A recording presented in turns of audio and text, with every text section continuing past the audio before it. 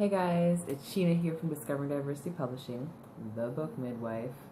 I've been getting a lot of requests about how does one choose an illustrator. So this is really for the children's book author.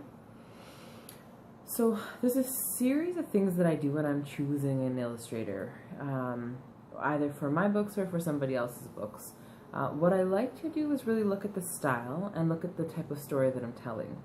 So if I'm telling a very whimsical story, of course, ideally I'd find an illustrator who does whimsical things, but what does that really mean? I'm talking about finding, instead of sharp edges on their figures, they do rounded edges. And instead of bold colors, they do opaque colors. So it's things like that. It's not just an artist's work that you'll be dealing with when you're dealing with an illustrator.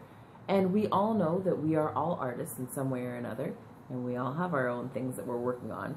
So be mindful that when you choose an illustrator, that they are someone that you recognize that you can work alongside of. Create timelines for both of you. Create very reasonable prices that you can both negotiate, and make sure you come up with a contract that you can both really appreciate and make sense to both of you.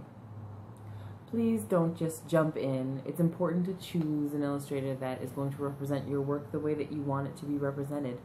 For children's books, of course, the illustrations are the most important part. So choose someone who does work on things that you want to be representing. That's been another word from the book midwife. Peace and blessings, everybody.